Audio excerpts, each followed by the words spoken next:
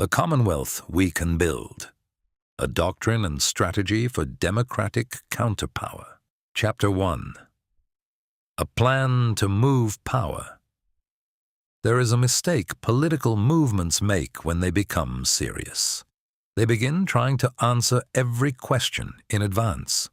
They draw the whole map before anyone has taken the first road.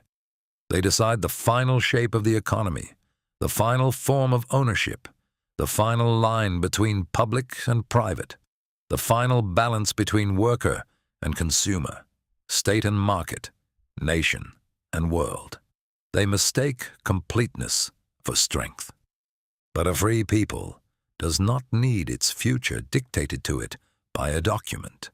It does not need a handful of writers, officials, experts, donors, theorists, or party men to settle every question before the people themselves have power enough to argue, build, revise, and decide. The purpose of this doctrine is not to replace rule by corporations with rule by a finished plan. It is to create the conditions under which ordinary people can once again govern the decisions that govern them. This is not a blueprint for the whole world. It is a plan to move power. Power is already being exercised. The only question is who holds it, how they use it, and whether the people living under it can call it to account. Today, too much power sits beyond the reach of ordinary citizens.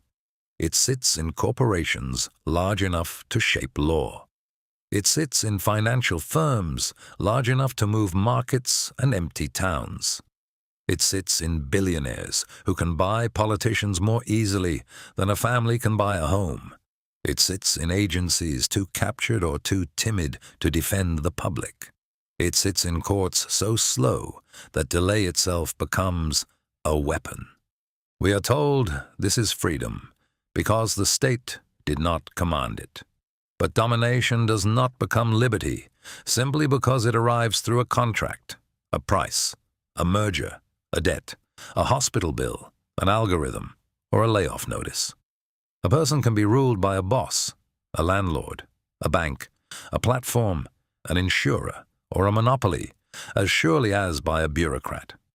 A republic that can see public tyranny, but not private tyranny, has learned to recognize only half of power. The Commonwealth begins from a simple claim. The country should be governed for the benefit of the people who live and work in it, not primarily for the benefit of those who own the most wealth, property, or large corporations. America should be a civic commonwealth of workers, families, communities, citizens, and lawful residents. It should not be a territory managed for corporations, financial empires, political donors, foreign interests, or permanent bureaucracies. It should not belong to bloodlines, parties, markets, ministries, lobby shops, or billionaires. It should belong to the people who build it, care for it, defend it, teach in it, heal in it, raise children in it, drive its roads, stock its shelves, harvest its food, wire its homes, clean its hospitals, repair its machines, and keep its daily life from falling apart. Chapter 2. Work, ownership, and the next generation. This is not a war on success. It is not a war on ownership, ambition, enterprise, skill, invention, risk, savings, or property. Most working people do not want a world where no one owns anything. They want a world where ownership is possible again. A home, a trade, a shop, a farm, a truck, a tool chest, a retirement account, a small business, a stake in the place they live. The Commonwealth does not oppose ownership. It opposes ownership without obligation, wealth without responsibility, and power without accountability. The Commonwealth stands for work, family, ownership, community, and country. It stands against every institution, public or private, that becomes powerful enough to rule ordinary people without answering to them. And it speaks especially to the young person who looks forward and sees only debt, rent, automation, loneliness, unemployment, spiritual emptiness, and a country that seems to have no place prepared for him. It says, "Your future has not been abolished. It has been fenced off. It has been priced up. It has been outsourced, speculated on, automated without obligation, and sold back to you as a subscription. You are not born too late. You were born into a country that forgot its duty to make room for the next generation. The Commonwealth exists to make room again. A serious nation does not tell its young people to lower their expectations until despair sounds mature. It does not tell them that a lifetime of work should earn only rent, debt, distraction, and exhaustion. It does not tell them that family is unaffordable, ownership is unrealistic, loyalty is naive, and purpose is a luxury. A serious nation builds a road forward and says to its young, there is work worth doing. There are homes worth building. There are children worth raising. There are communities worth defending. And there is a republic still worthy of your strength. Chapter 3. The Problem of Power. Yet this claim contains its own danger. A state strong enough to discipline concentrated private power could itself become a new master. A movement that begins by fighting oligarchy could create another oligarchy under public language. A party that claims to speak for the people could begin to confuse itself with the people. A public bank could become a patronage machine. A wage board could become a cartel. A housing authority could serve contractors instead of tenants. A market access authority could become a loyalty test. A bureaucracy can become as cold and distant as the corporations it replaced. So the Commonwealth refuses two forms of trust. It does not trust capital. It does not trust the state. It does not trust corporations, parties, unions, courts, experts, bureaucrats, markets, movements, or leaders to remain virtuous by intention alone. Every center of power tends toward self-preservation. The answer is not to find rulers pure enough to trust. The answer is to build a republic where no one has to trust them blindly. The only durable answer to concentrated power is organized counterpower. That is the heart of the Commonwealth. America is not a bloodline. It is not a church. It is not a tribe with a flag. It is a civic nation, a shared political and material fate. We share roads, schools, debts, laws, courts, disasters, wars, water, hospitals, institutions, obligations, and futures. We do not all share them equally, and that is part of what must be repaired. But the nation is not made real by ancestry. It is made real by the burdens and promises people carry together. The country is kept alive by people who show up. People who drive the trucks, teach the children, wire the houses, staff the hospitals, repair the machines, raise the families, stock the shelves, grow the food, answer the calls, pave the roads, and keep the lights on. A republic that treats those people as disposable has forgotten who it exists for. Work is not the only source of value, but no society survives without honoring the people whose labor sustains it. The worker is not a cost to be minimized until the spreadsheet smiles. The worker is the citizen, neighbor, parent, builder, caregiver, and producer whose daily effort keeps the common life from collapsing. Every bridge, clinic, crop, classroom, truck route, power line, shipment, meal, home, program, warehouse, repair, and active care comes from human hands, human bodies, human judgment, human time.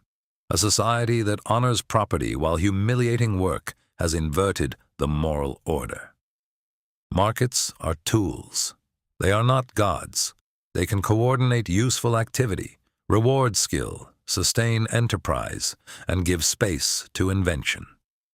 But when markets turn sickness into bankruptcy, housing into extraction, work into precarity, childhood into debt, and politics into a purchase, they have exceeded their place. A market may serve the Commonwealth. It may not rule it. The state must defend the people from domination, but the state is not the people. Public power is necessary because isolated individuals cannot defeat organized capital alone. A worker cannot bargain alone with a multinational. A town cannot discipline a global bank alone. A family cannot negotiate with a healthcare cartel alone.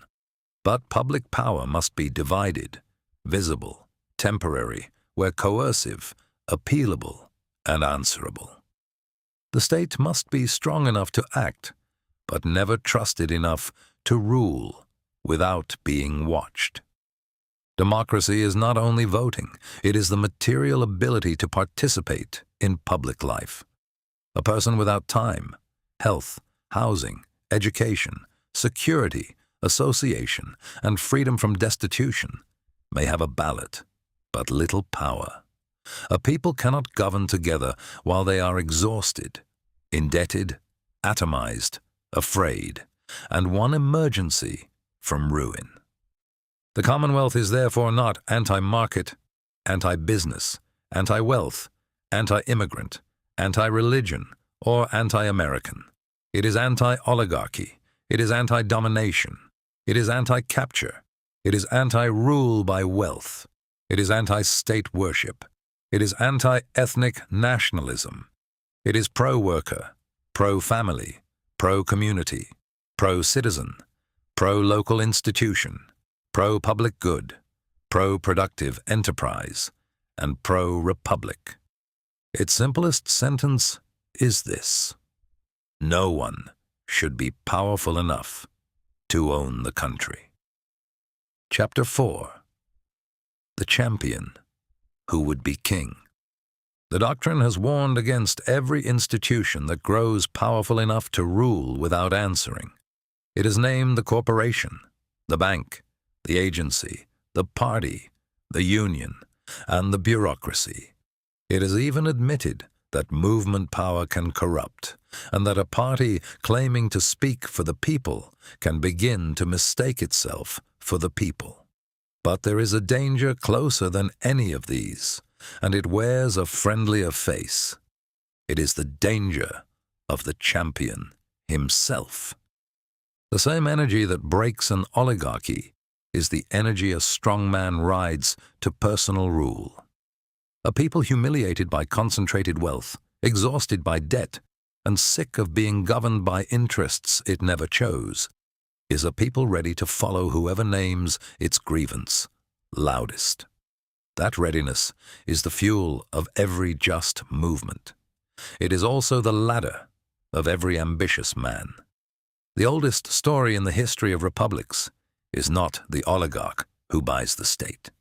It is the popular champion who frees the people from the oligarch and then makes himself their master. The tribune becomes the Caesar. The liberator keeps the throne he seized only to defend them.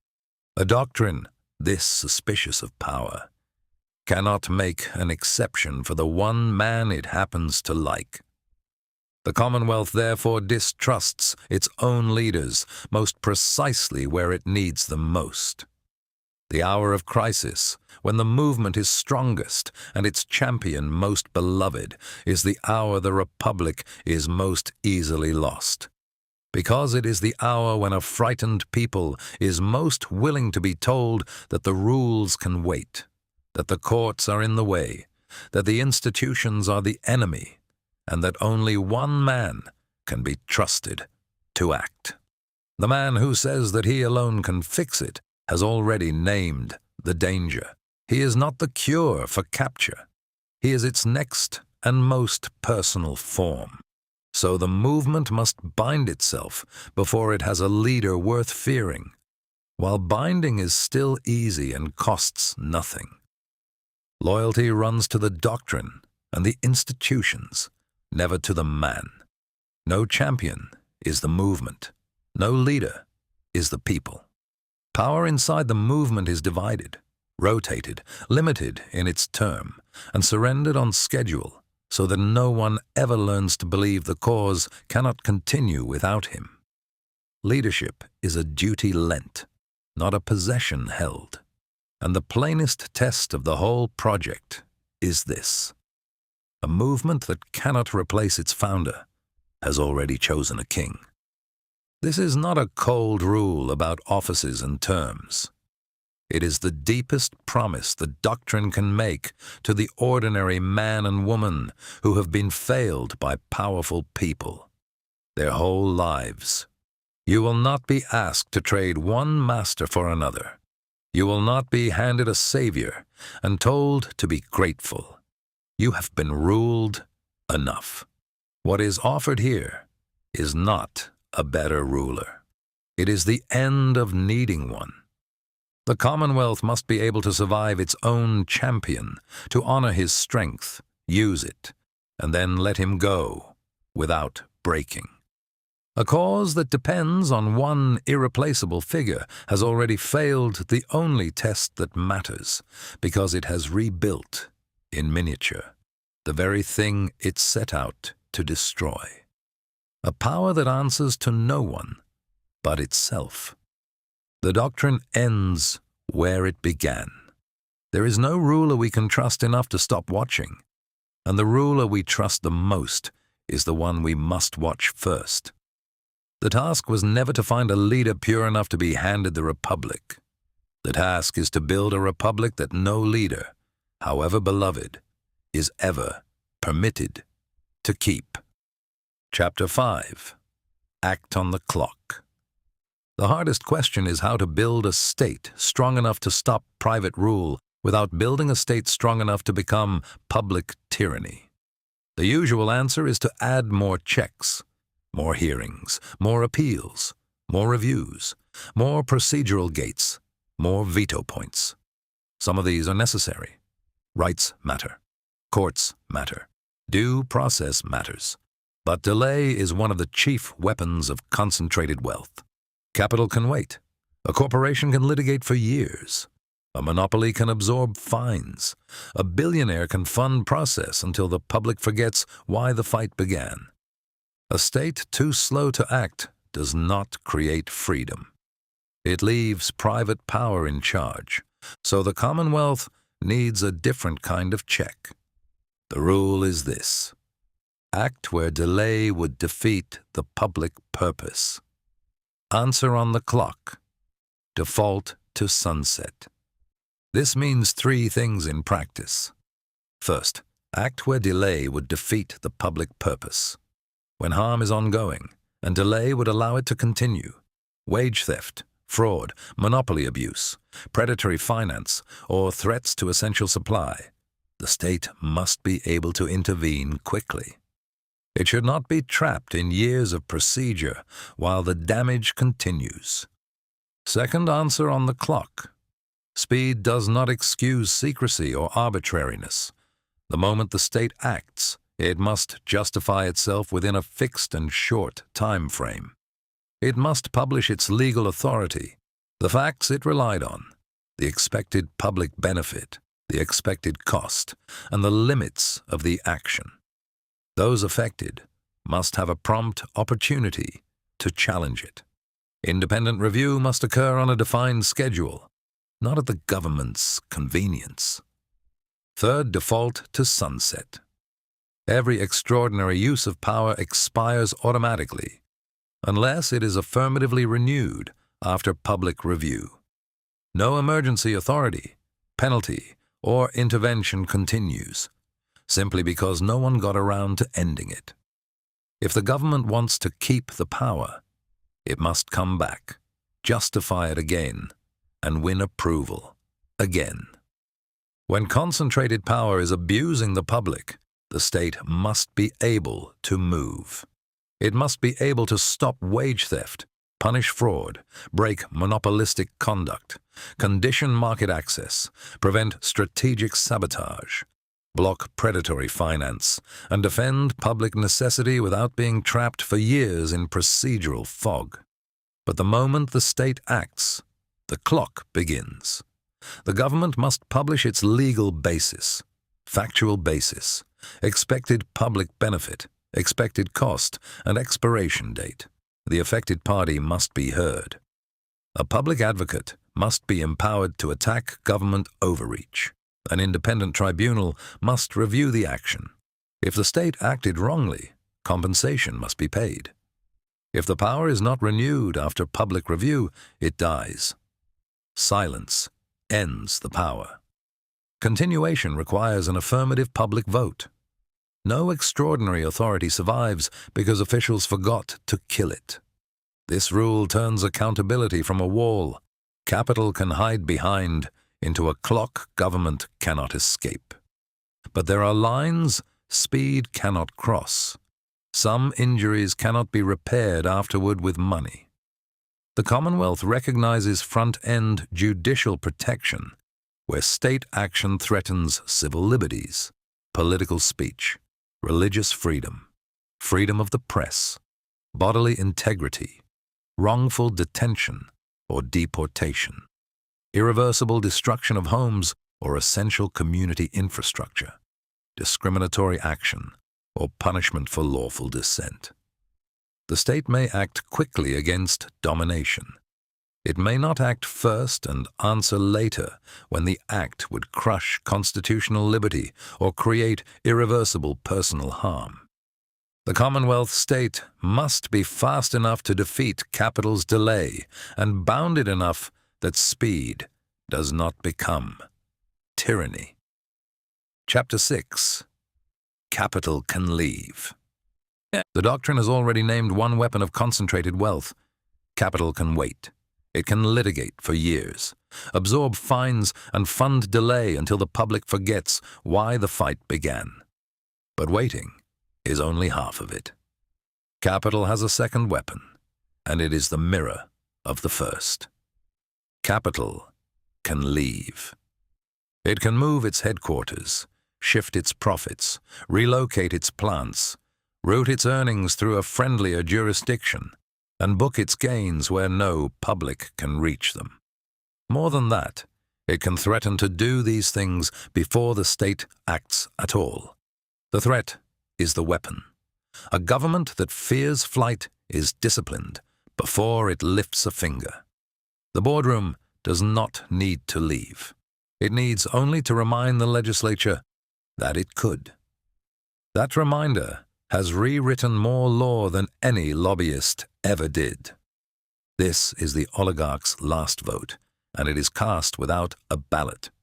When the people move to tax a fortune, break a monopoly, or condition a market, the answer comes back the same. Do this, and we go. The jobs go, the investment goes, the tax base goes, and the town that depended on the plant is left to discipline a global firm with a county council. A republic that can be emptied by a threat is not sovereign. It is a tenant in its own house. So the Commonwealth must say plainly what it will and will not pretend. It will not pretend that capital is loyal. It will not pretend that every fortune which flees can be chased and recovered. Some flight is real, and some flight is the price of refusing to be ruled. A people that will pay no price for its own sovereignty does not have any. But the threat to leave is far weaker than it is made to sound because most of what capital wants cannot leave with it. It can move the headquarters. It cannot move the customers. It can offshore the profit. It cannot offshore the market it sold into, the land it built on, the courts that enforced its contracts, the roads that carried its goods, the workers it trained, or the public order that made the whole enterprise possible. The American market is not a gift that capital grants to the country.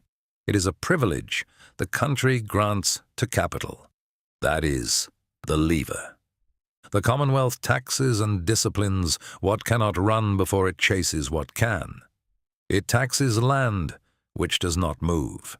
It taxes domestic sales and real property, which cannot be booked offshore. It conditions access to the American market, its consumers, its contracts, its courts, and its infrastructure on obligations that travel with the firm wherever it claims to live. A company may leave. It may not leave and still sell back into the country it abandoned as though nothing is owed. Access is the choke point, and access is public. Where capital is truly mobile, in paper and finance and the shifting of profit from one ledger to another, the answer is not despair, but transparency and coordination. Ownership must be made visible so that no fortune can hide behind a shell in a sunny jurisdiction. Profit must be taxed where it is earned, not where it is parked. And flaws must be coordinated with other nations wherever it can be done, so that there is no cheap country left to run to. The same principle that ends a race to the bottom among states ends it among nations. A flaw only works if it covers every place the firm can stand. Wealth grown under American law, American order, and American labor does not become innocent the moment it boards a plane. The Commonwealth does not close its doors to investment. It does not treat every firm as a flight risk or every investor as an enemy. Capital that builds, employs, and stays is a partner and a welcome one. But the doctrine refuses to let the threat of departure stand as a veto over self-government. And here the cold logic turns to something the working family already knows in its bones. You have watched it happen.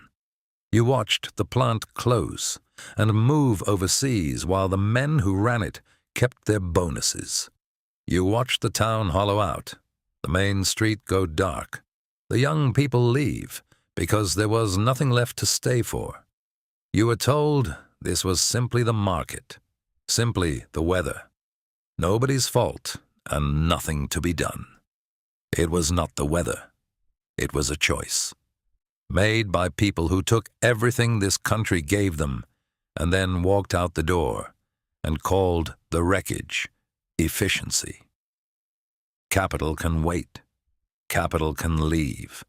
Delay and exit are the same weapon held at two ends, and both are ways of saying the same thing to a free people.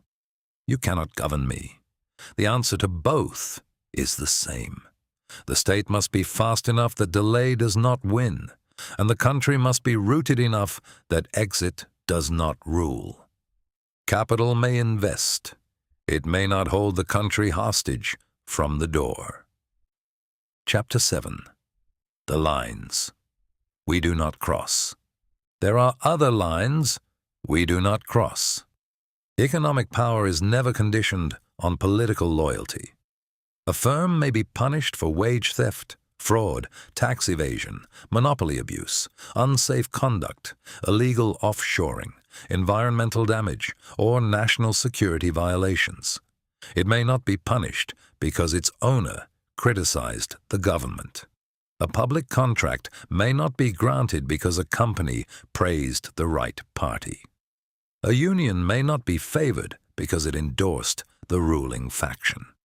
A newspaper, church, platform, cooperative, business, or association may not be economically targeted for lawful dissent. The power to discipline capital must never become the power to demand obedience. No extraordinary power becomes permanent by inertia. Emergency powers expire. Market access penalties expire. Strategic production orders expire. Special procurement authorities expire. Temporary public equity arrangements expire or convert through public vote. The burden is always on those who want power to continue. There is no rightless class of labor. A democracy may regulate admission, because membership carries obligations that must be planned, financed, and sustained. But every person already here and working must have the protection of labor law. No one may be made into a frightened, deportable, underpaid caste. The worker born abroad and the worker born here must not be forced to fear each other. The adversary is the system that profits from their fear. Membership is never blood, creed, or ancestry. America is not owned by a race, a church, an ancestry, or a party. Shared fate, equal standing, and lawful membership define the civic nation, not blood, and dissent is not treason. A civic nation belongs to its critics as much as to its loyalists. Workers may strike, citizens may protest, journalists may investigate, religious people may dissent, secular people may dissent, minorities may dissent, regions may dissent, veterans may dissent, immigrants may dissent. The Republic is not weakened by lawful criticism. It is weakened when criticism is treated as disloyalty. The Commonwealth must earn loyalty by serving the people, not demand loyalty as proof of belonging. Chapter 8. The Sharp End of Power. The Doctrine has said that a republic which sees public tyranny but not private tyranny has learned to recognize only half of power. The same warning runs the other way. A doctrine that disciplines the boss, the bank, and the monopoly, but flinches from the state's hardest hand, has learned only half of its own lesson. There is one power that doesn't argue. It doesn't litigate, lobby, or wait. It is the power to search, to seize, to watch, to arrest, to cage, and to kill. It is the badge, the warrant, the cell, the watch list, the camera, and the gun. Every other form of domination in this book can, in the end, be appealed to this one. The monopoly on force is the power that can end an argument by ending the man. A free people must hold that power on the shortest leash of all. This is not a call to leave communities undefended. The worker has the first claim to safety. The parent wants a neighborhood where children are not afraid. The shopkeeper, the nurse walking to her car after the night shift, the family on a block losing itself to violence. These are not asking for less order. They are asking for an order that protects them instead of preying on them. The Commonwealth is not against the officer who runs toward danger for a modest wage.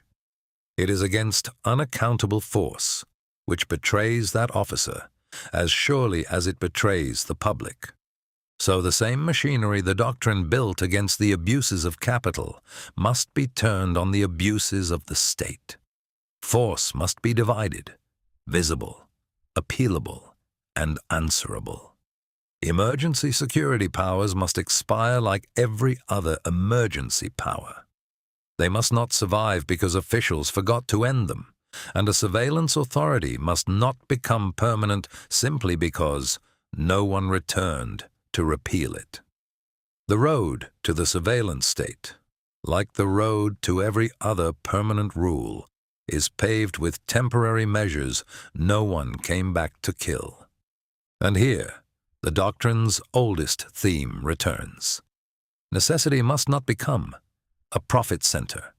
When policing is funded by what it can seize, it will seize.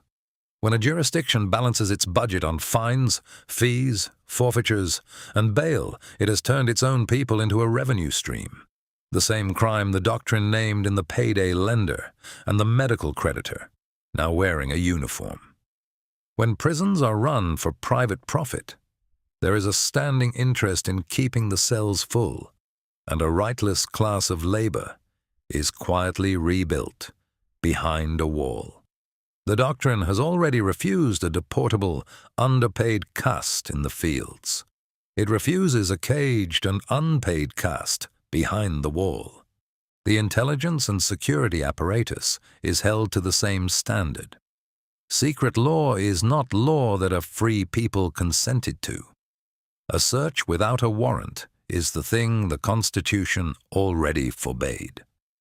A watch list that no one can see, challenge, or escape is a punishment without a trial. The Commonwealth permits the state to defend the public. It does not permit the state to build, in the name of safety, a machine the public can never inspect, never limit, and never turn off. The doctrine has already drawn the line where speed may not cross. The state may move quickly against domination, but it may not act first and answer later when the act would crush a liberty or take what cannot be returned. Bodily freedom is the first of those things. A wrongful fine can be refunded. A wrongful year inside a cell cannot. So the cage, the deportation, and the use of deadly force sit on the far side of that line, where front-end protection is not a luxury, but the entire reason a republic keeps courts at all. And the security industry is held to the rule, the doctrine already set for the defense industry. Contractors are not sovereign. The vendor selling surveillance tools, the firm running the prison, the company assembling the watch list, none of them may become a private power with a public seal, growing rich on the expansion of the very apparatus a free people most needs to restrain. Remember who actually stands at the sharp end of this power. It is not the comfortable. It is the poor man who cannot make bail and loses his job, his apartment, and his children while he waits months for a trial that may end in nothing. It is the family whose home is raided at the wrong address. It is the young man steered into a cell that someone, somewhere, grows richer by filling. The full weight of the state's hardest hand falls first and heaviest on exactly the people this doctrine was written for. A badge is a public trust, not a private writ. A cell is a last resort, not a business model. The most dangerous power a state can hold is the one it must justify, most often, most openly, and most quickly, because it is the power that, once abused, a free people can least afford to discover too late. Chapter 9. Build power, where people can see it. The next question is where to begin. The old reform sequence says, get money out of national politics first, then everything else becomes possible. Morally, that is right. Strategically, it is backward. National anti-corruption reform is the captured system's life support. If a movement already had enough power to strip money out of national politics, it would already have much of the power needed for the rest of the program. The Commonwealth does not begin by asking captured institutions to become virtuous. It begins by building power where people can see it, touch it, govern it, and defend it. A city can create a public bank or credit partnership. A county can create a land trust. A state can build a housing development authority. A region can create public broadband. A school district can build an apprenticeship pipeline. A municipality can pass procurement rules favoring local firms, worker cooperatives, and high-road employers. A county can fund a clinic that does not bankrupt patients. A labor community coalition can organize workplaces and tenants. A public utility can lower costs and become visible proof. People defend what works. A doctrine that remains only national, abstract, and future tense will lose to fear. A doctrine that produces a lower utility bill, a home protected from speculation, a clinic that treats people, a union that prevents arbitrary firing, and a public bank that finances local enterprise becomes real. The Commonwealth is not first believed. It is first built. That is the sequence. Build local proof. Win state power. Create institutions people can point to. Assemble coalitions around those wins. Prepare for crisis before it arrives. And then confront national capture from a position of organized strength. Crises are coming. Financial crisis, housing crisis, climate disaster, supply chain breakdown, healthcare collapse, AI labor shock, regional bank failure, energy shock, war scare, natural disaster. Crisis is when the field moves. It is also when permanent abuses are born. The Commonwealth must not wait for catastrophe to begin thinking. It must have public bank charters drafted, emergency anti-gouging laws written, housing acquisition plans costed, industrial mobilization statutes ready, worker protection rules prepared, clinic models designed, supply chains mapped, energy plans tested, tenant defense systems built, and sunset language already written into every emergency authority. Never improvise emergency power without an expiration date. The road to permanent rule is paved with temporary measures. No one returned to repeal. Chapter 10. The Opening Fights. The opening fights must be chosen carefully. A movement that tries to win everything at once lets its enemies choose the most frightening item and make the whole project stand trial for it. Discipline means choosing fights that change real lives, build durable power, cross ordinary partisan lines, and become difficult to reverse once won. The first fight is medical ruin. No one should lose a home because they got sick. No one should lose a doctor because they lost a job. No one should fear an ambulance bill. Begin with the simple moral fact that illness should not mean financial ruin. Cap catastrophic costs, ban predatory billing, build public clinics, create public insurance benchmarks, and discipline private prices through public competition and regulation. The second fight is housing. A home should be a place to live before it is an asset. Housing is the soil in which family, neighborhood, school stability, elder care, childhood, and civic life take root. Build public and social housing. Support land trusts, tax speculation. Restrict bulk corporate ownership of single-family homes. Give resident buyers priority over distant investors. Protect tenants from arbitrary eviction. Build supply where it is actually needed. The aim is not merely cheaper rent. The aim is rooted life. The third fight is the right to organize. The most durable counterpower is power held directly by people acting together. Workers must be able to organize without being fired, threatened, surveilled, delayed, or drowned in legal process. Union rights, worker centers, cooperative conversion, sectoral bargaining experiments, portable benefits, and real penalties for union busting are not side issues. They are how people regain power at the point where many feel domination most directly. The fourth fight is public credit. Credit is power. Communities cannot rebuild if every project must beg private finance for permission. Public banks, postal banking, state investment funds, municipal credit institutions, and cooperative lending give communities the machinery to finance housing, infrastructure, small business, worker ownership, energy, farms, and local production. A public bank is not glamorous. That is why it matters. It is machinery, and every real movement needs machinery.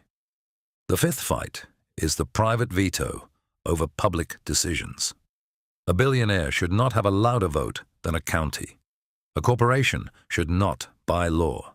A lobbyist should not write the rules of the agency meant to regulate his client.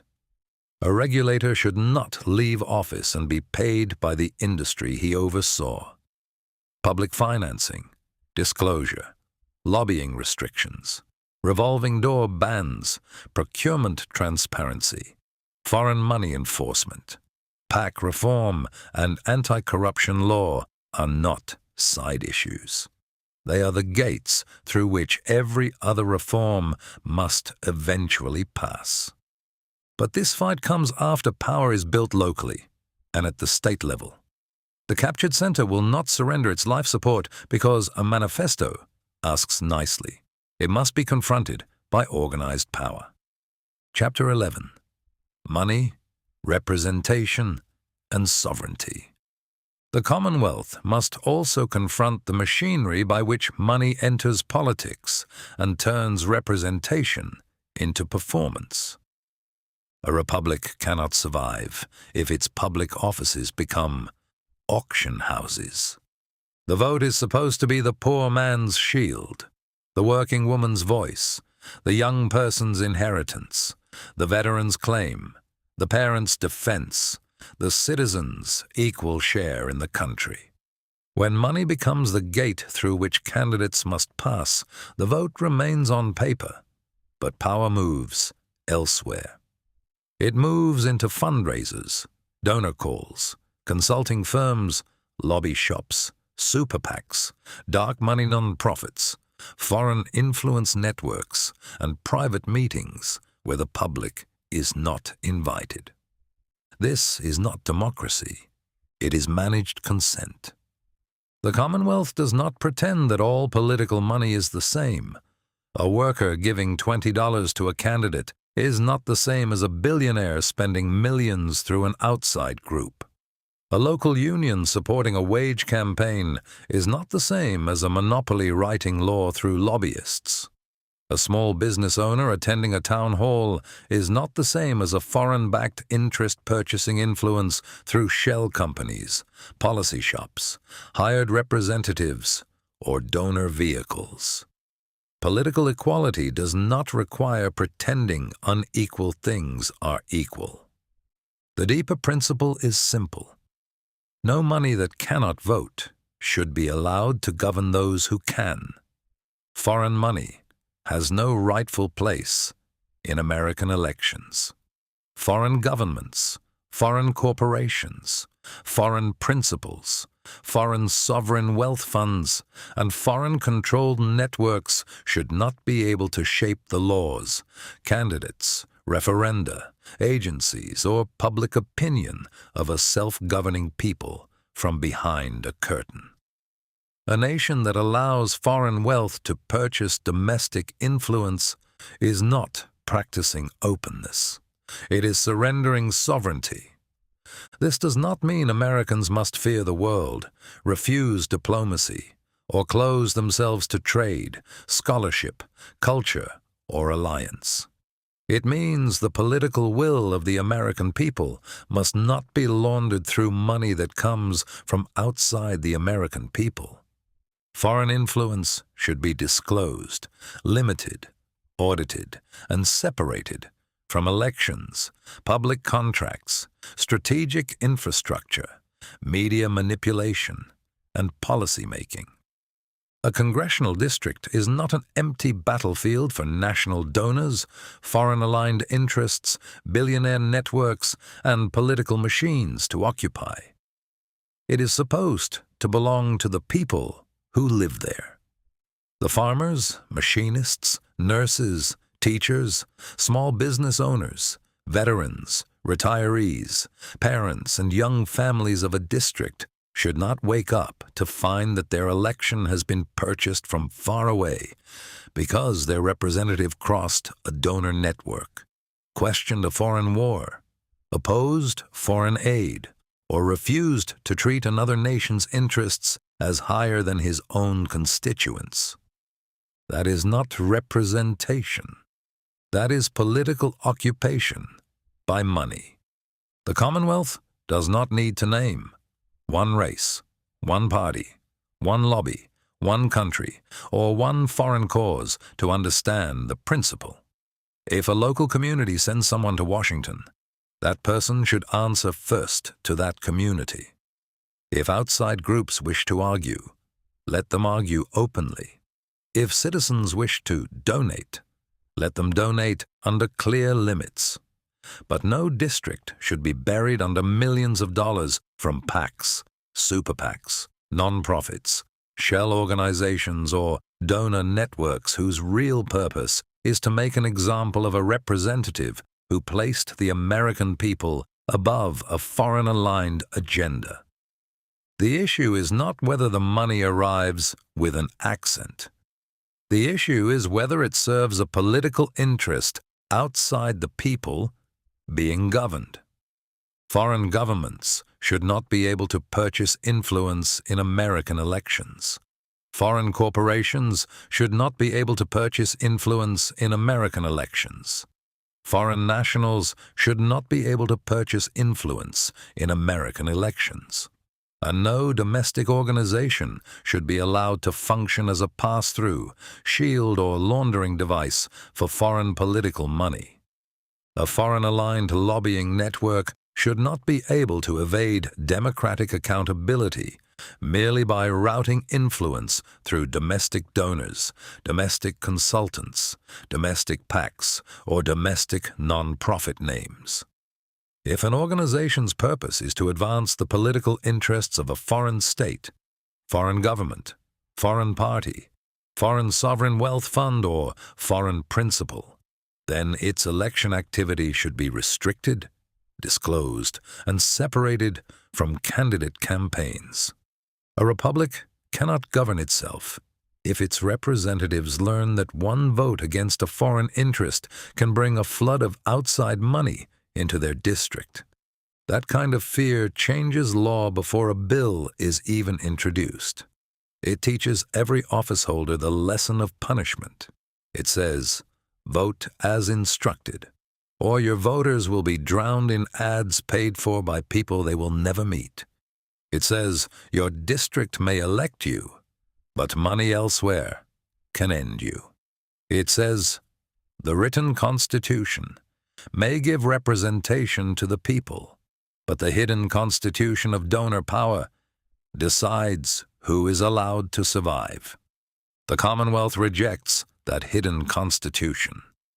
No PAC or super PAC should be allowed to receive, commingle, root, or spend money traceable to foreign nationals, foreign governments, foreign corporations, foreign principals, or entities controlled by them. No non-profit should be allowed to take foreign money and then spend on electioneering, candidate-related issue ads, ballot measures, voter mobilization, or political messaging that clearly serves an electoral purpose. No shell company should be allowed to conceal the original source of political money. No foreign agent should be permitted to raise money, bundle money, direct political spending, or coordinate donor networks for or against American candidates. The rules should be simple enough for any citizen to understand. If the money comes from outside the American people, it should not govern the American people. If the organization answers to a foreign principle, it should not shape American elections. If the donor cannot vote in the district, the donor should not be able to drown out the district. This does not forbid Americans from debating foreign policy. It does not silence citizens who support or oppose another country. It does not prevent diplomacy, alliance, trade, scholarship, journalism, religious exchange, or cultural friendship. Americans remain free to argue about the world, but American elections must belong to American citizens. The Commonwealth therefore demands real beneficial owner transparency for political money. Every major political spender should disclose the true source of its funds, not merely the committee name, nonprofit name, or consulting firm printed on the advertisement. Any organization engaged in electioneering should certify that no foreign money was used directly indirectly, or through commingled accounts. False certification should carry criminal penalties. Foreign-funded entities should be barred from candidate-related spending, ballot measure spending, and issue ads that clearly identify or target candidates near an election. Public contractors, bailout recipients, regulated monopolies, and firms dependent on federal subsidy should face strict limits on political spending and lobbying. The people's money must not be recycled into campaigns against the people's will. Foreign agents and foreign-funded lobbyists should be barred from campaign fundraising, bundling, independent expenditures, candidate-hosted events, and political consulting related to American elections. The same standard should apply to all foreign interests. No foreign state gets an exception because it is called an ally. No foreign industry gets an exception because it hires American consultants. No foreign donor gets an exception because the money passes through a domestic shell. No lobby gets an exception because it speaks the language of friendship. Friendship between nations does not require submission by citizens. A free people may have allies. It may not have owners. The Commonwealth's campaign finance principle is therefore a sovereignty principle. American law should be made by representatives answerable to Americans, not by officials, terrified of foreign-aligned money, billionaire donor networks, lobby shops, or super PAC retaliation. No republic can endure if local representation can be destroyed by money from elsewhere. No people can govern themselves if their elections become warning shots fired by interests outside the community. And no public servant can honestly represent his district if every vote is cast under the shadow of a donor empire waiting to punish disobedience. The Commonwealth exists to break that shadow. Elections should be funded by citizens. Lobbying should be visible. PACs should be accountable. Foreign money should be barred. Dark money should be exposed.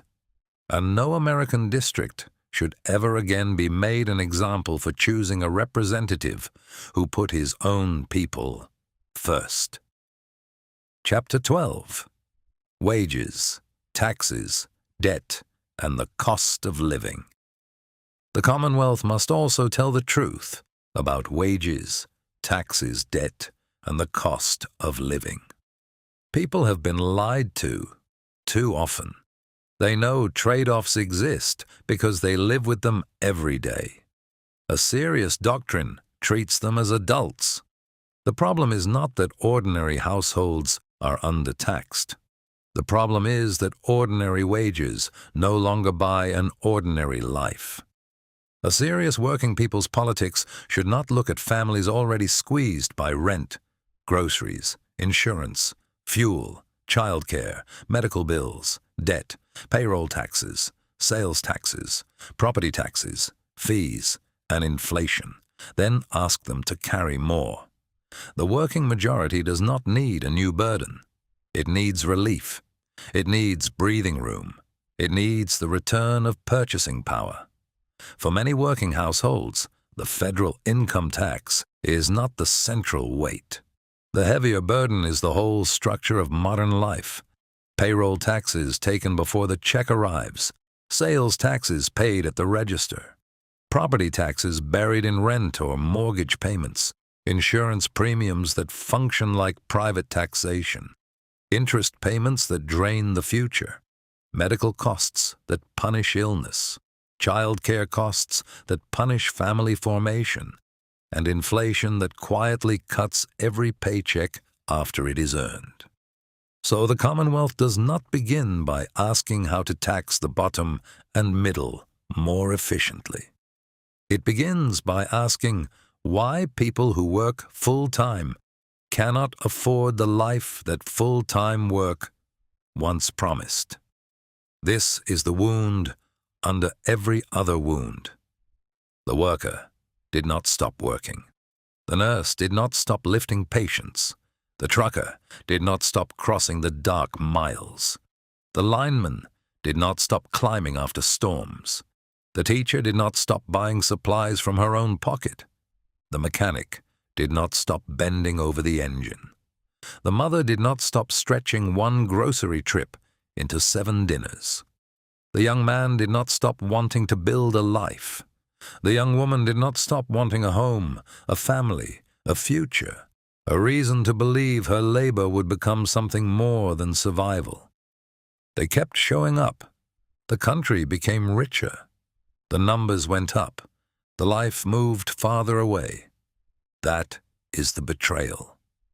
The great theft of the last half-century was not only a tax theft, it was a wage theft, a price theft, a housing theft, a healthcare theft, a debt theft, and a purchasing power theft.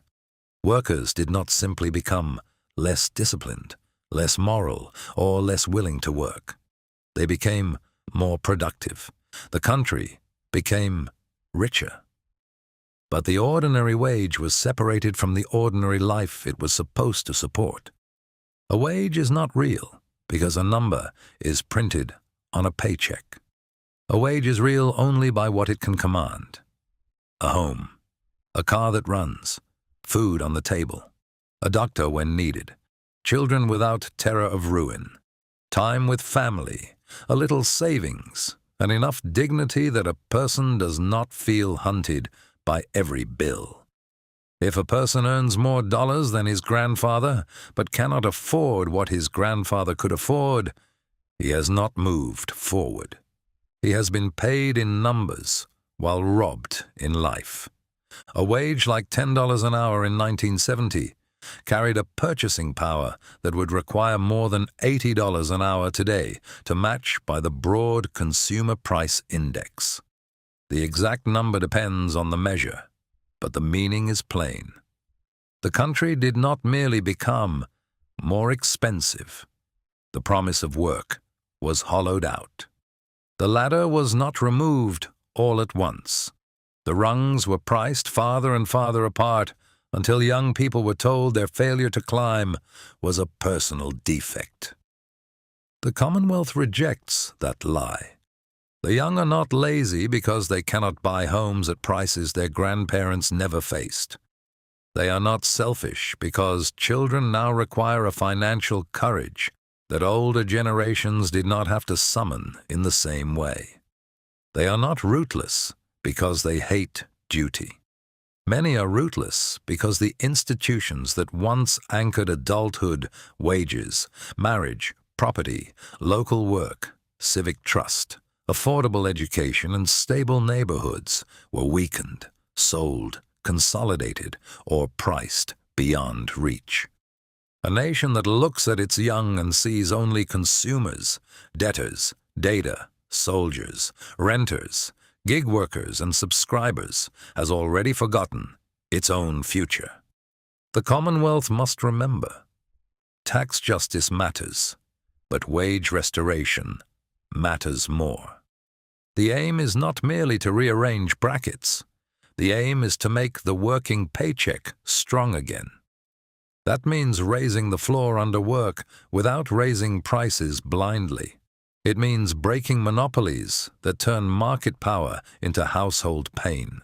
It means building enough housing that wages are not immediately swallowed by rent. It means ending medical ruin, so health insurance no longer functions as a private tax on employment. It means reducing payroll pressure on lower and middle earners where possible, and shifting the burden toward monopoly rents, speculation, inheritance, financial extraction, and fortunes large enough to buy law.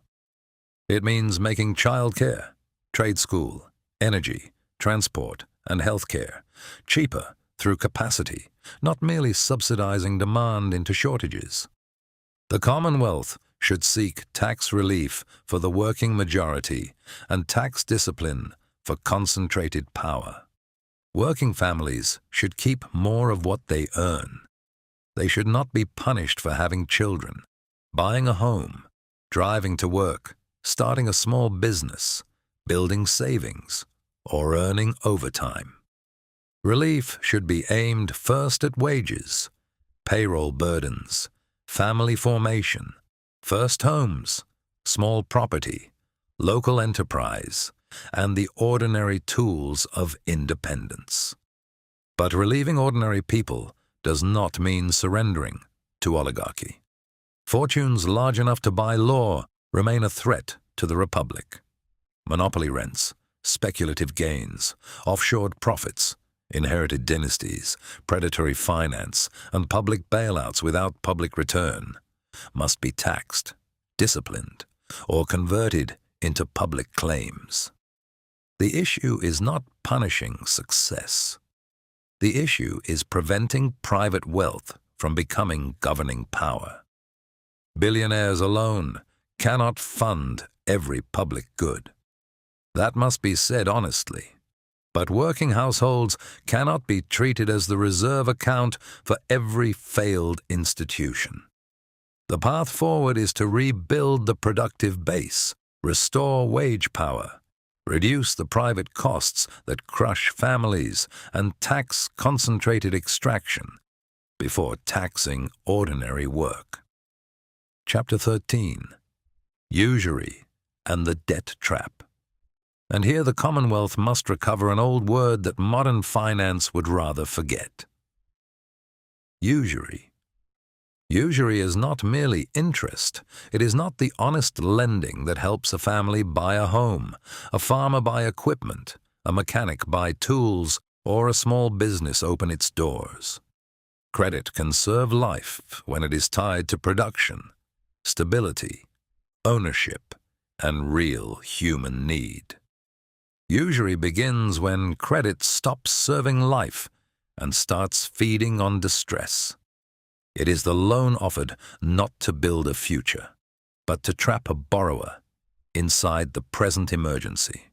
It is the compounding balance that grows while the household shrinks. It is the credit card that becomes a second rent. It is the payday loan built on desperation. It is the medical bill turned into a collection account. It is the student debt that follows a young person into adulthood like a sentence. It is the late fee, overdraft fee, penalty rate, servicing fee, refinancing trap, rent-to-own scheme, and hidden charge that turns poverty itself into a revenue stream. A society that allows necessity to become a profit center has lost moral clarity. The Commonwealth does not condemn honest credit. It condemns debt peonage. It condemns the financial order that waits until a family is sick, broke, young, frightened, underpaid, or cornered, then offers relief at a price that becomes another form of captivity. The old moral traditions understood something. Modern economics has tried to forget. Money should not be allowed to breed endlessly from another person's desperation. Wealth detached from work, risk, service, invention, stewardship, or productive enterprise becomes parasitic. It no longer builds the Commonwealth. It drains it. Usury is not only a personal misfortune, it is a political system. A people buried in debt cannot govern itself. A young man afraid of default cannot take risks. A young woman trapped by loans cannot easily start a family. A worker chained to credit cards cannot strike, move, retrain, or refuse abuse. A household living under compound interest is not fully free. It may still vote, but much of its future has already been claimed. This is why the Commonwealth must make debt a central question of freedom. It must break the machinery of predatory lending. It must cap abusive interest and fees. It must end medical debt traps. It must make bankruptcy humane again. It must protect wages from debt harvesting. It must regulate payday lending, rent-to-own exploitation, predatory student lending, and credit practices designed to keep people paying forever. It must build public and cooperative alternatives so ordinary people can borrow for life-building purposes without being handed over to financial predators. A republic cannot be built on permanent debtors. A family cannot flourish when yesterday's emergency owns tomorrow's paycheck. A young generation cannot believe in the future when the first adult institution it meets is a creditor. The Commonwealth stands for useful credit, honest repayment, productive investment, and financial responsibility. But responsibility must run both ways. The borrower should repay what is just. The lender should not be permitted to turn hardship into bondage. Debt should help people cross a bridge. It should not become the bridge collapsing beneath them. Chapter 14. Capacity, Trade-offs, and Public Limits. Protecting the worker can raise prices for the worker. Reshoring production, enforcing labor standards, buying domestic, slowing destructive automation, and rebuilding supply chains may raise costs. The worker as producer and the worker as consumer are often the same person. So producer protection must be strategic, not reflexive. Protect medicine, energy, food resilience, defense critical goods, chips, water, ports, rail, and essential infrastructure first. Do not turn every consumer product into a test of patriotic austerity. Where costs rise, say who pays and why. Pair protection with productivity investment, not permanent subsidy for inefficient incumbents. The goal is resilient abundance, not expensive nationalism. You cannot subsidize demand into a supply shortage without lighting a fire. If housing is short, renter subsidies alone can raise rents. If doctors are short, insurance expansion alone strains care. If construction labor is short, public works can bid up wages without building more. If energy is constrained, household relief can become inflation, unless paired with supply and efficiency. Capacity must come first or alongside support.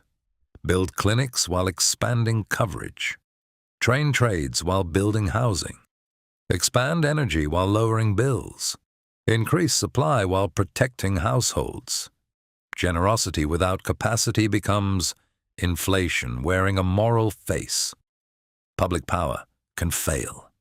Public institutions can become corrupt, slow, arrogant, captured, or incompetent. A housing authority can fail tenants. A public bank can make bad loans. A wage board can protect incumbents. A public clinic can become underfunded. A procurement rule can become a grift. The Commonwealth must be able to admit failure, repair institutions, and kill programs that no longer serve the public. A public program that cannot be criticized has already become suspect. Chapter 15. Markets, Ownership, and Public Obligation. Nor does the Commonwealth nationalize by instinct. It does not assume public ownership is always superior or private ownership always legitimate. The question is practical and moral. What form of ownership or regulation best serves the Commonwealth in this sector? Some markets can remain ordinary and competitive. Restaurants, repair shops, trades, small farms, local services, personal businesses, arts, ordinary retail, and many consumer goods do not need central direction. They need fair rules, labor standards, safety, anti-fraud law, anti-discrimination law, and protection from monopoly. Some markets must be guarded because abuse is likely. Construction, logistics, digital platforms, large-scale food processing, insurance, large employers, and finance-adjacent services. The state need not own them all, but it must watch them closely. Some sectors need a public option, not necessarily to abolish private alternatives, but to create a public benchmark that disciplines prices and guarantees access. Banking, broadband, childcare, clinics, housing finance, and insurance may fit this model. Some sectors carry public obligation because citizenship cannot function without them. Healthcare access, basic education, clean water, emergency services, retirement security, essential utilities, and minimum housing stability. Private firms may participate only under public duty. Some sectors are strategic because their failure or foreign dependency endangers national survival or democratic independence. Medicine, energy grids, water systems, rail corridors, ports, chips, defense critical production, emergency manufacturing, communications backbone, and food resilience. Here the Commonwealth may use public ownership, golden shares, procurement mandates, stockpiles, domestic content rules, and market access conditions. But public control must be justified by necessity, not ideology, and every public authority must be watched. Chapter 16. Federalism, Immigration, Technology, and Ecology. The Commonwealth is national, but not purely centralized. Local power matters because centralized institutions can become blind, arrogant, and remote. National standards matter because local autonomy can become a loophole for exploitation. The answer is federalism with flaws. The national government sets minimum floors for civil rights, labor rights, voting rights, environmental protection, healthcare access, public safety standards, union rights, anti-corruption law, and strategic infrastructure. States and localities may exceed those floors. They may innovate above them. They may adapt to local conditions, but they may not fall below them. Local where possible, national where necessary. Never local as a license to exploit. Immigration must be treated with the same seriousness. The Commonwealth rejects both open-border globalism and xenophobic exclusion. Human beings have universal moral worth, but democratic communities have special obligations to those already inside their institutions. Those who share public debt, law, taxation, schools, housing, infrastructure, labor markets, military risk, and political decision-making. That is why admission may be regulated. Not because outsiders are inferior, not because blood defines the nation, not because immigrants are enemies, because membership carries obligations that must be planned, financed, and sustained. Immigration policy should be lawful, humane, transparent, and tied to labor and settlement capacity. It must account for housing, schools, healthcare, wages, family reunification, asylum duties, regional needs, infrastructure, and employer abuse. But once a person is here and working, labor protections apply. No rightless class, no disposable caste, no ethnic scapegoating, no use of immigration status to suppress wages. The first immigration crime of the corporate age is not the desperate worker crossing a border. It is the employer who uses legal precarity to create a frightened and underpaid workforce. The old labor question is also changing. AI, robotics, algorithmic management, workplace surveillance, autonomous logistics, and digital platforms will transform work. Technology should increase freedom, not deepen dependency. Automation gains must be shared. Workers should not be discarded because productivity improves. The Commonwealth does not freeze technology. It asks who benefits. If machines increase abundance, abundance must not belong only to owners. There is no commonwealth on poisoned land. There is no worker dignity in ecological collapse. There is no national sovereignty if fire, flood, drought, heat, crop failure, water scarcity, and uninsurable homes define ordinary life. The Commonwealth treats ecology as material reality, not lifestyle branding. Energy must become cleaner, more resilient, and more publicly accountable. The grid must be modernized. Transmission must be built. Nuclear power should be considered where safe and viable. Renewables should be built where practical. Storage, efficiency, public transit, soil restoration, water protection, flood defense, heat adaptation, and industrial decarbonization are public necessities. But ecological transition must not become elite punishment of workers. Coal, oil, gas, refinery, trucking, auto, and industrial workers must not be abandoned. A just transition means replacement work, pensions, retraining, community investment, and regional planning. Decarbonization without worker protection becomes class politics.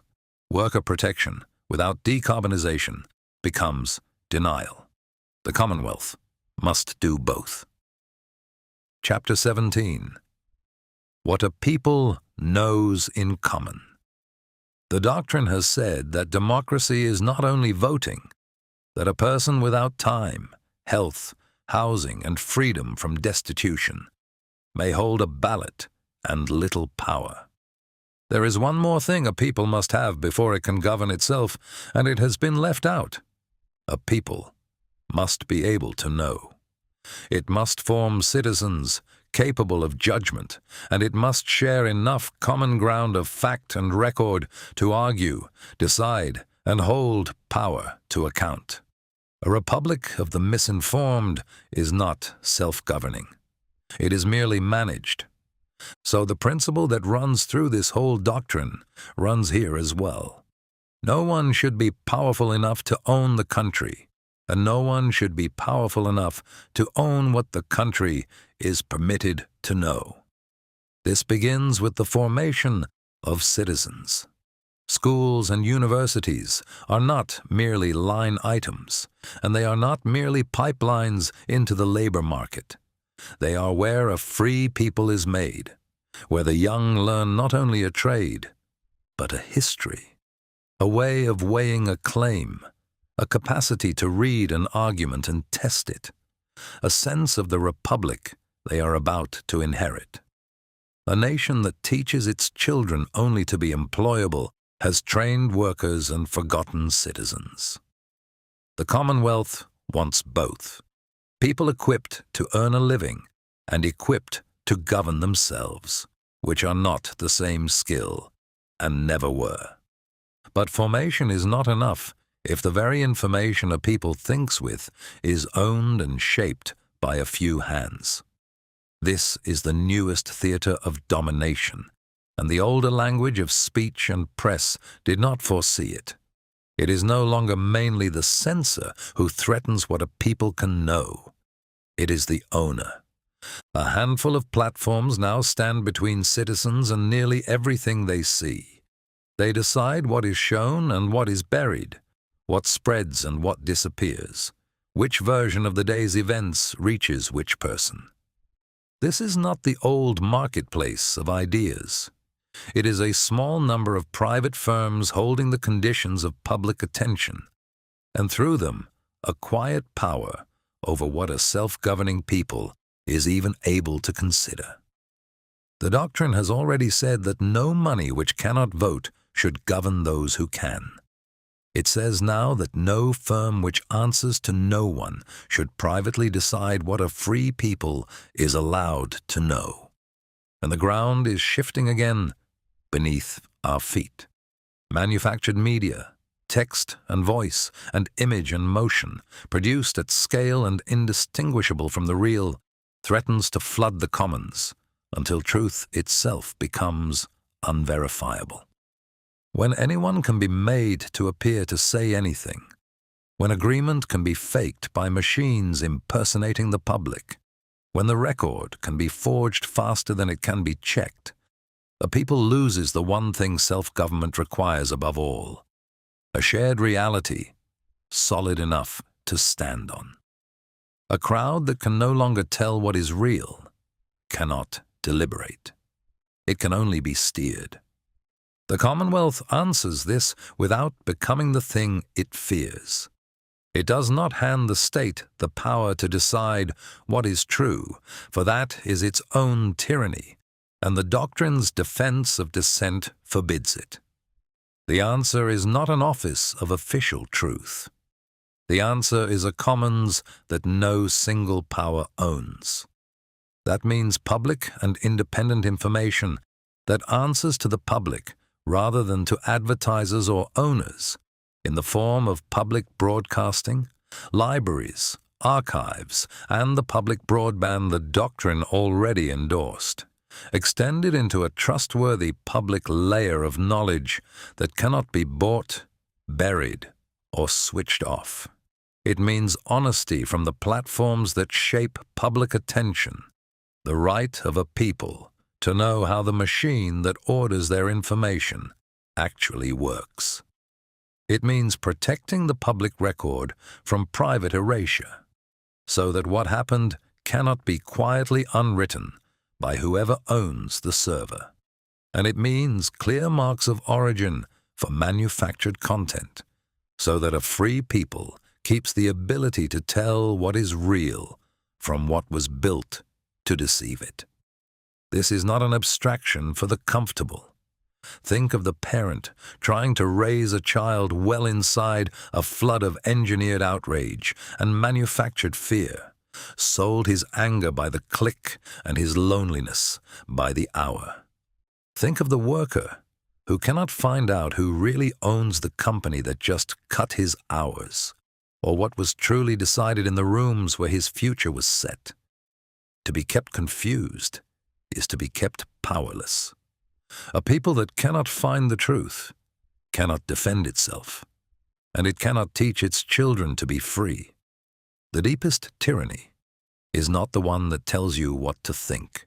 It is the one that owns the conditions under which you think at all, what you see, what you trust, what you are even able to find. A people that cannot know in common cannot rule in common. The Commonwealth exists to keep the knowledge of a free people in the hands of that free people, and out of the hands of anyone, public or private, powerful enough to own it. Chapter 18. The Family as the First Commonwealth. Politics is not only economics. A society also needs care, trust, memory, children, elders, neighbors, faith, culture, institutions, and time. The family is the first commonwealth. Before there is a school, a union, a church, a town, a workplace, a party, or a nation, there is the household. It is there that a child first learns trust, authority, language, loyalty, restraint, gratitude, forgiveness, sacrifice, and belonging. If that first institution breaks down, every institution above it carries the fracture. A society cannot survive on individual freedom alone. It must also reproduce itself.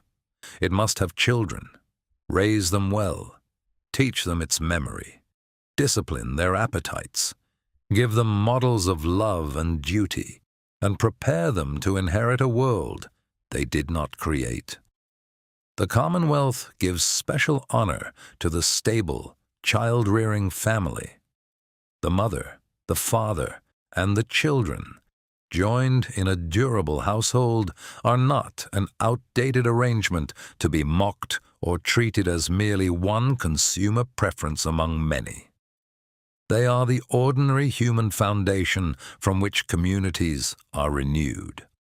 A society that treats this foundation as embarrassing, oppressive, obsolete, or interchangeable with every form of adult self-expression, has begun to forget how civilization continues. This does not mean the state should persecute those whose lives do not fit the ideal. Many people carry burdens they did not choose. Widows and widowers, single parents, adoptive parents, grandparents raising children, foster families, infertile couples, divorced parents doing their best, and unconventional households organized around real care are not enemies of the Commonwealth. They often reveal extraordinary sacrifice. A humane society does not shame those who are already doing the work of love under difficult conditions. But compassion for exceptions must not become contempt for the ideal. The Commonwealth can honor every person's dignity while still saying plainly that children need stable homes, that mothers and fathers matter, that marriage matters, that fertility matters, that family continuity matters, and that a people who cease having and raising children will not remain a people for long. The danger is not simply that some households look different from others. The deeper danger is a culture that teaches that the household itself is secondary to appetite, identity, consumption, careerism, performance, and endless self-invention. The danger is a media economy that presents family duty as confinement, chastity as repression, motherhood and fatherhood as burdens, children as lifestyle accessories or obstacles, and sexual novelty as liberation. The danger is a commercial order that profits when people are lonely, unstable, distracted, addicted, and detached from inherited obligations. A civilization should not organize itself around the desires of adults while treating children as afterthoughts. The Commonwealth opposes the pornification of culture, the commercialization of sexuality, the sexualization of childhood, and the media habit of portraying stable family life as narrow, foolish, or oppressive. It also opposes the economic order that makes family formation materially impossible. Wages too low to support children, housing too expensive for young families, healthcare too dangerous to risk, childcare too costly to afford, work schedules too chaotic for home life, and debt burdens that delay adulthood itself. The family crisis is therefore both moral and material. It is moral because no society can endure if it forgets restraint, fidelity, duty, and reverence for children. It is material because no society can ask young people to marry, have children, and build households while making homes unaffordable, work unstable, healthcare ruinous, and parenthood financially punishing. The Commonwealth must answer both sides. It must rebuild the material foundations of family life, family wages, affordable homes, healthcare security, paid parental leave, childcare support, safe neighborhoods, good schools, and working time humane enough that parents can actually be present. It must also defend the moral ecology of family life, marriage, fidelity, motherhood, fatherhood, child rearing, intergenerational duty, sexual responsibility, and the understanding that freedom without obligation becomes emptiness. The Commonwealth does not ask the state to police every private life. It asks the nation to recover the courage to honor what sustains it. A people that does not form families will not have communities. A people that does not have children will not have a future. A people that teaches its young to despise inheritance will leave them nothing but appetite and loneliness. The family is the first Commonwealth. To rebuild the nation, we must begin where the nation begins, in the home. Chapter 19. The Bodies Between. The Doctrine has called the family the first Commonwealth, the household where a child first learns trust, loyalty, restraint, and belonging. But a family alone is still small. A household cannot bargain with a multinational, discipline a bank, or stand against a captured state any more than a lone worker can. The doctrine has already said that isolated individuals cannot defeat organized capital. The same is true of isolated families. Between the household and the great institutions, the corporation, the market, and the state, there must be something. A people with nothing in between is not a republic. It is a crowd waiting for a master. These are the bodies between: the congregation, the union hall, the parish, the lodge, the mutual aid society, the volunteer fire company, the veterans post, the neighborhood association, the cooperative, the civic club, the local chapter of whatever still binds neighbors into a public. They are not quaint, and they are not nostalgia. They are the machinery by which the weak become strong enough to be heard, the schools in which strangers learn to act together, the places where an isolated person becomes part of an organized people. The Commonwealth names them as counterpower, because that is what they are. Tyranny of every kind prefers the lone individual. The monopoly would rather face a single customer than a cooperative. The boss would rather face one employee than a union. The state would rather answer a single petitioner than reckon with an organized community. An atomized people, each member alone with his screen, his debt, and his fear, is the easiest people in the world to rule, because there is no body large enough to answer back and small enough to be its own. The first work of domination is always to dissolve the bonds between people, until each one stands alone before the Colossus. This is why both the market and the state, left unwatched, wear away the bodies between. The market dissolves community into customers, replacing the neighbor with the subscriber, the congregation with the platform, the club with the feed. The state, even a well-meaning one, prefers to deal with individuals it can count and manage, rather than associations it must negotiate with. Each, in its own way, would rather there be nothing standing between the person and itself. The Commonwealth refuses that emptiness. And here the doctrine makes good on a promise it has only gestured at. It has said it is not against religion. Now it says why religious life matters to a free people, whether or not one shares its faith. Religious communities are among the oldest and most durable of the bodies between, independent of both state and market, schools of obligation and mercy, sources of meaning that no government grants and no market sells. A doctrine that honors the bodies between cannot quietly exclude the largest of them. It does not establish a church. It does not police belief. But it recognizes that congregations, like unions and families, are load-bearing walls in the house of self-government, and that a republic which lets them be hollowed out has weakened itself, not freed itself. You have felt the loss of these things, even when you could not name it.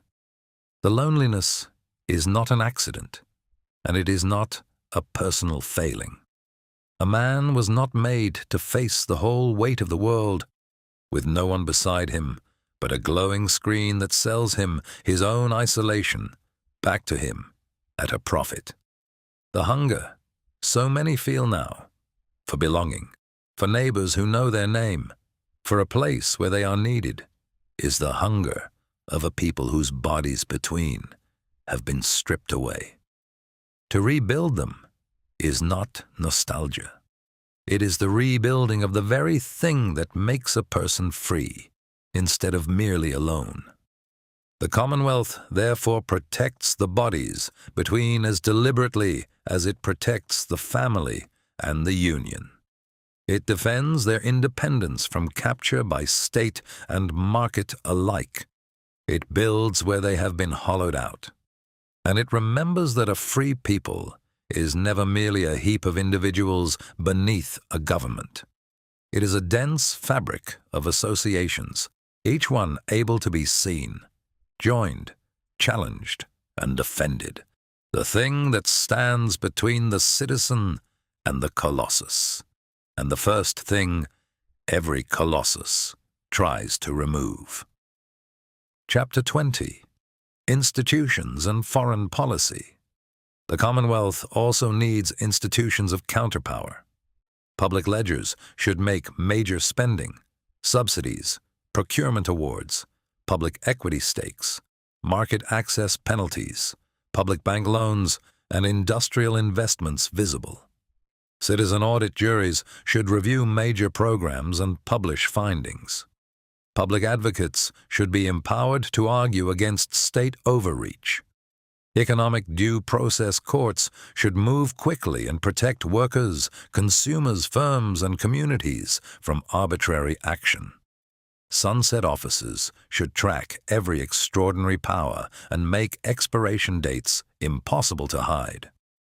Public boards should include workers, consumers, local communities, small firms, technical experts, and fiscal watchdogs where appropriate. No agency should regulate, fund, enforce, and judge the same sector alone. No public authority should become a private kingdom with a public seal. Foreign policy must follow the same principle. The Commonwealth is nationalist in the civic and democratic sense, but sovereignty is not empire. America should defend its people, borders, supply chains, and institutions. It should cooperate internationally on climate, disease, migration, peace, technology, finance, and disaster. It should trade where trade is fair. It should not sacrifice workers to abstract global efficiency. It should not use patriotism as a mask for resource extraction. It should not let defense become a private profit empire. Defense workers are workers. Veterans are citizens. Contractors are not sovereign. No war for private profit. No trade deal above democratic law. No globalism for capital and nationalism for workers. Chapter 21. Participation. None of this will be built by admiration. It will be built by participation. It will look like the public bank ordinance in front of a city council, the land trust and neighborhood charters, the clinic a county funds, the union a shop forms, the tenant defense fund a community builds, the public broadband authority a region creates, the State House candidate who can name the institution they will build, not merely the values they admire, the apprenticeship program, the cooperative conversion fund, the public utility board meeting, the procurement rule, the boring Tuesday night vote that moves one real institution closer to existence. National power will not be won by people who have built nothing local. National power will be won by people who arrive there with proof. The Commonwealth is not a finished design to be installed. It is a balance to be held. By citizens, by workers, by families, by communities, by institutions that can be seen, challenged, repaired, and defended. The wager beneath all of it is simple. Concentrated power always drifts towards serving itself. Private power does. Public power does. Corporate power does. Bureaucratic power does. Party power does. Union power can. Expert power can. Movement power can. There is no ruler we can trust enough to stop watching. So the task is not to find rulers we can trust.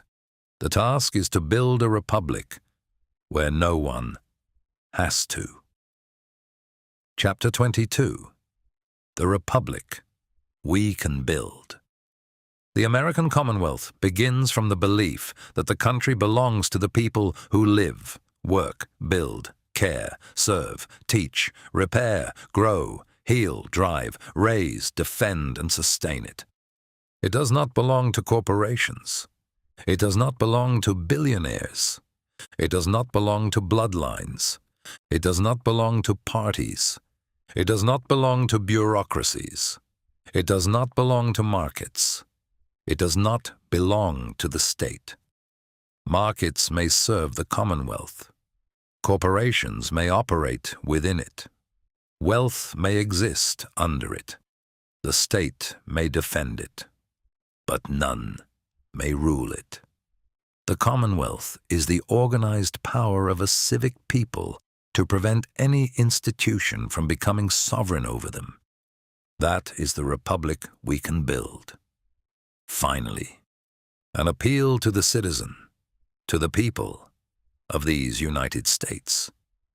So this is the hour, and these are the stakes, and now the doctrine sets down its arguments and speaks plainly to the people it was written for. You already know. No one has to explain it to you. You feel it in the checkout line, in the rent that climbs while the paycheck stands still, in the diagnosis you put off because you cannot afford to be sick, in the grown child who moved back home through no failing of his own, in the quiet arithmetic you run at the kitchen table after everyone else is asleep. You were told that if you worked hard, kept your word, raised your children, and stayed loyal to this country, the country would make a place for you. You held up your end. Something else did not. This is not in your head. It is not your weakness. It is not a failure of effort or character or faith. The ground shifted under your feet slowly enough that they could tell you it was your own fault for falling. It was not your fault. You were not born too late, and you did not do this to yourself. You were handed a country that forgot its duty to make room for the people who keep it alive, and forgetting can be answered. What was let slip can be taken back. Look at what you actually want. It is not extravagant. You want work that pays enough to live on. A home you are not afraid to lose. A doctor when your child spikes a fever in the night. Time, just a little time, to be present in your own family before the years are gone. The reasonable hope that your children will do at least as well as you did, and perhaps a little better. The chance to grow old without terror. These are not luxuries. They are the ordinary inheritance of a free people, and a country that cannot deliver them to those who work has not asked too much of its people. It has promised them too little. You are not asking for charity. You never were. You are asking for what is yours. And here is the thing they least want you to believe. It is still yours. The country is not owned, not really, not finally. It does not belong to the corporations, or the billionaires, or the donor networks, or the lobbyists, or the men who would rather you stay tired and alone and convinced that nothing can ever change. It belongs to the people who build it, and care for it, and defend it, and that is you. It always was you. They are counting on you to forget it.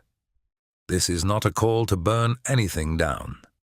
The people who love this country do not wish to destroy it. They wish to take it back. The work ahead is not a revolution.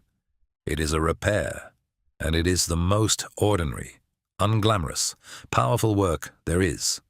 It is the ordinance in front of the city council, the vote on a Tuesday night, the union your shop forms, the clinic your county funds, the neighbor you stop being a stranger to. It will not feel heroic while you do it.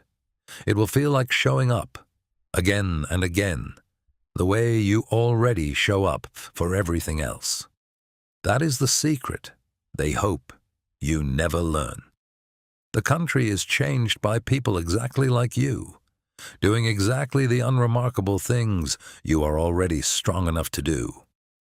No one is coming to do it for you.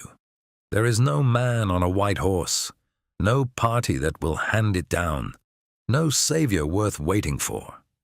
That sounds like the bad news. It is the best news in this entire book. It means the power was never somewhere else. It was never locked in a tower you cannot reach. It is in the only place it has ever truly lived, in a republic, in the people, on the day they stop waiting and start to build. You have already given this country your labor. Your hands are in its roads and its harvests, its hospitals and its homes. You have raised the next generation of its citizens at your own table, on your own exhaustion, for love and not for pay. You have more than earned the right to demand that it serve you back.